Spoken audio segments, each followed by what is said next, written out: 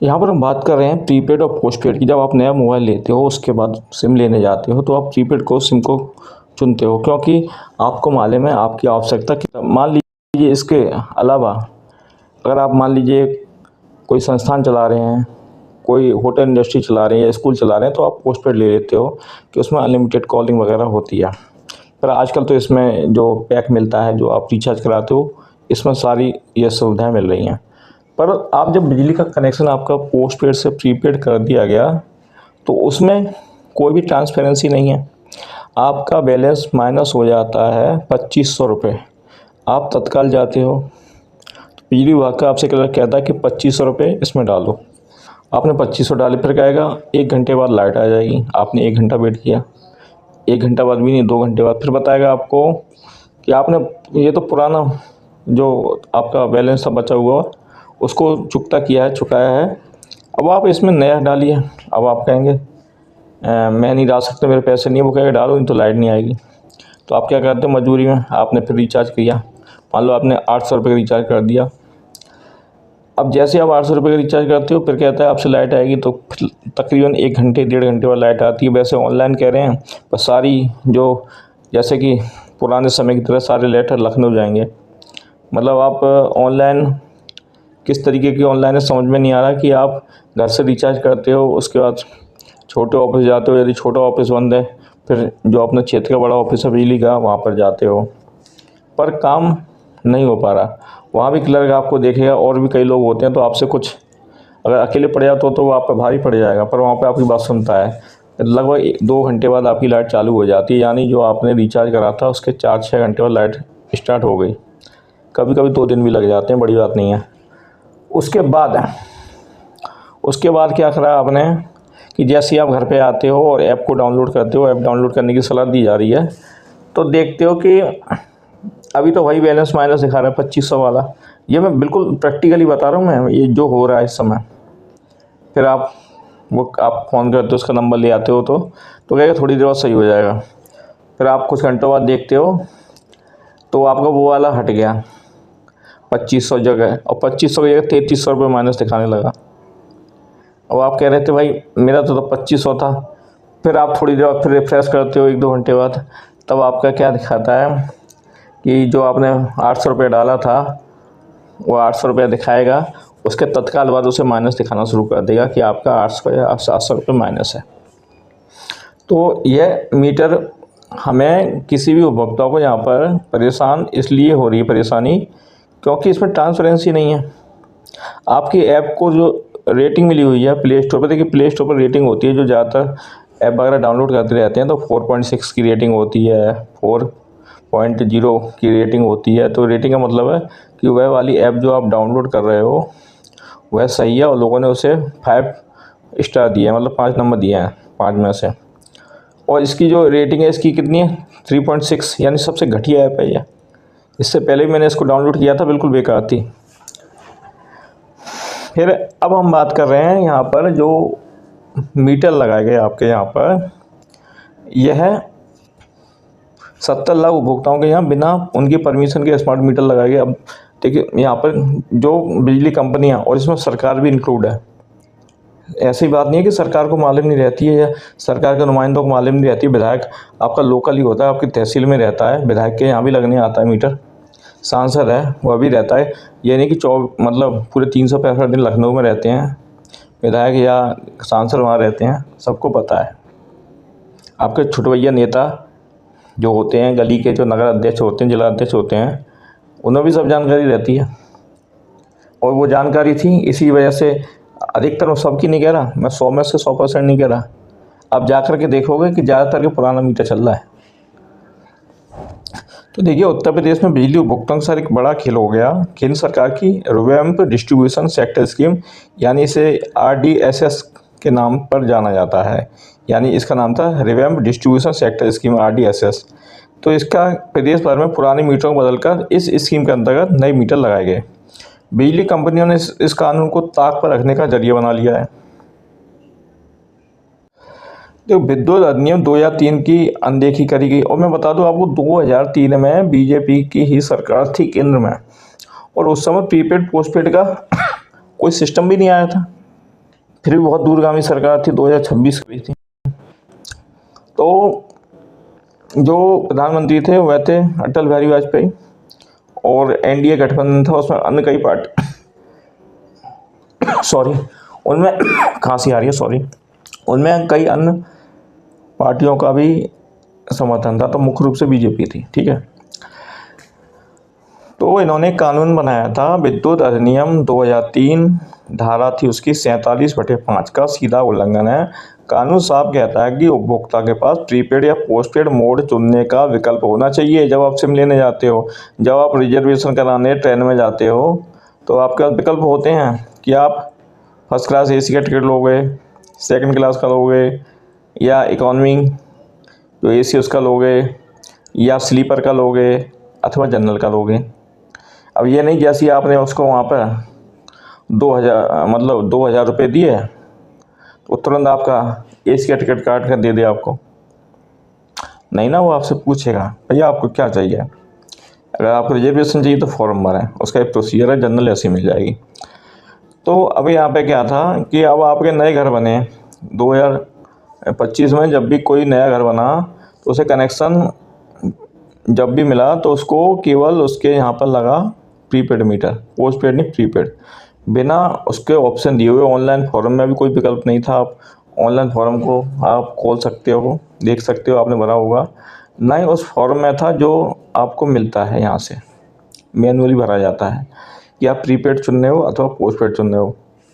आप बस में जाते हो, बस अड्डे पर जाते हो, ISBT जाते हो, आगरा जाते हो, आपको जाना है कानपुर, मैं एक बार दोबारा एग्जांपल दे रहा हूँ आपको, तो वहाँ पर AC बस भी है कानपुर जाने के लिए, सादा बस भी है, दोनों किराया अंतर है, आपको जो स्थिति वो चुन लें।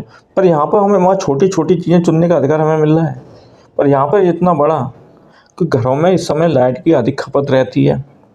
रिश्तेदार आगे, मान लो शादियों का सीज़न भी चल रहा है, अभी शादी चल रही है, और घर में आ जाते हैं तो पंखा जो एक कमरे में चल रहा था, मान लो किसी घर में 3 कमरे, तो 3 कमरों में पंखा चल रहा है, तो उसको कूलर भी लाना पड़ रहा है भाई, क्योंकि गर्मी अधिक पड़ रही है, बुजुर्ग आए हैं, बच्चे आए हैं, सबके मोबाइल चार्ज हो रहे हैं, सही है, सबके मोबाइल चार्ज हो रहे हैं, और लाइट भी एक्स्ट्रा जलाई जा रही है।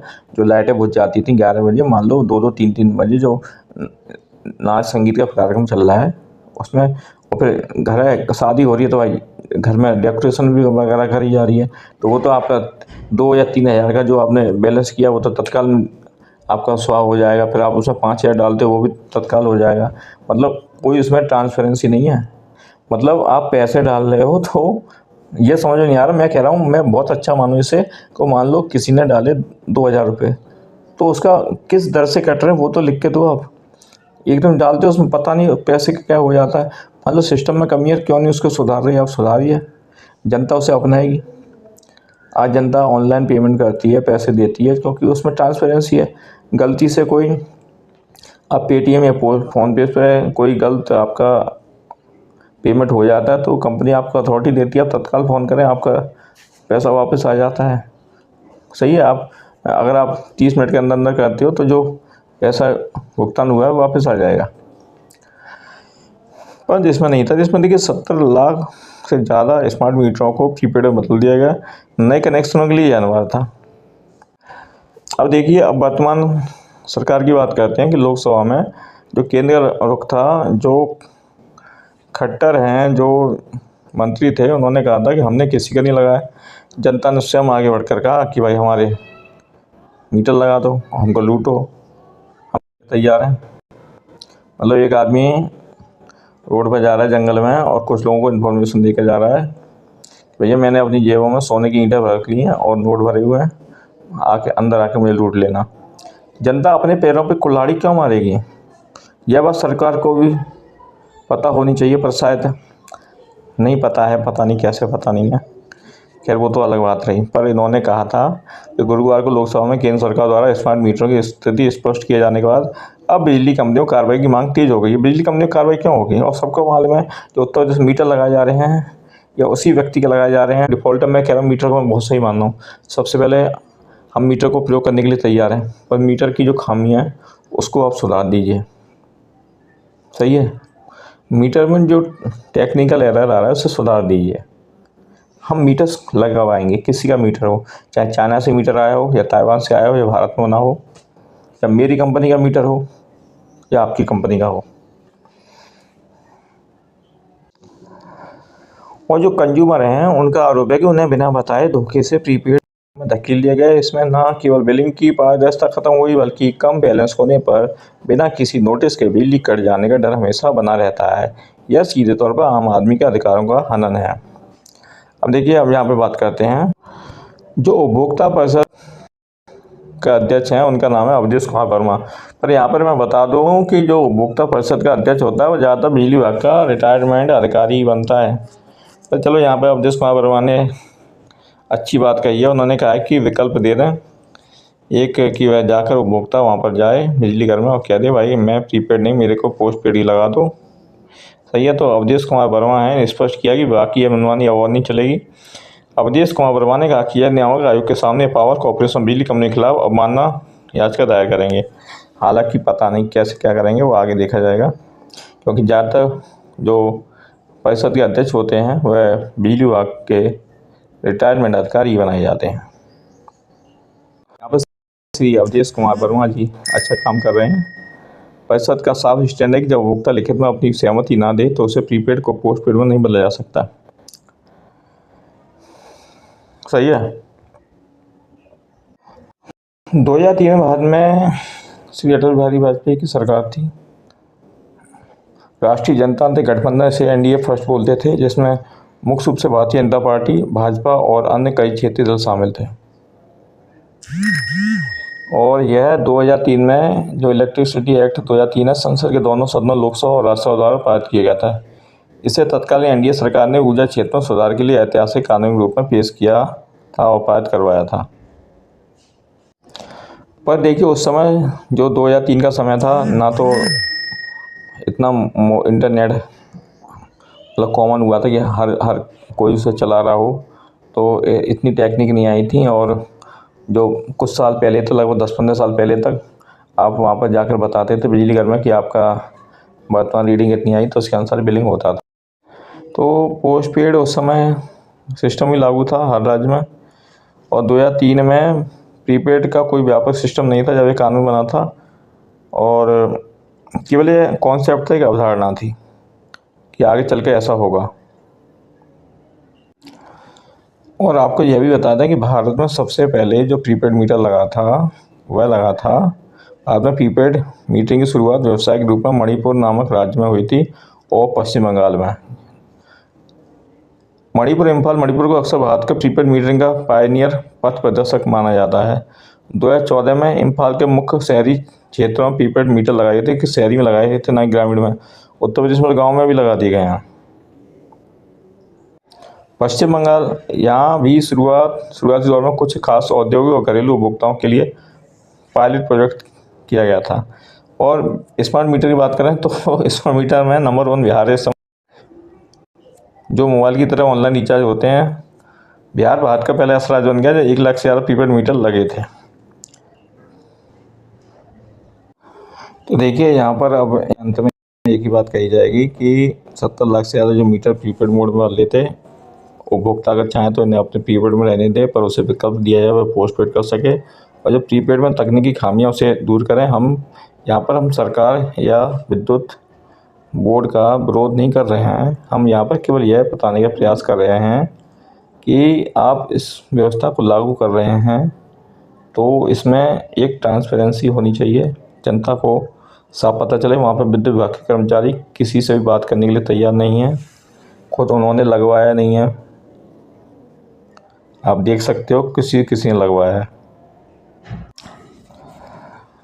तो जनता अब किस पर भरोसा करे? विपक्ष तो बिल्कुल खामोश बैठा है, जबकि विपक्ष को तो इस पर हाहाकार मचा देना चाहिए था, पर विपक्ष की पता नहीं क्यों है।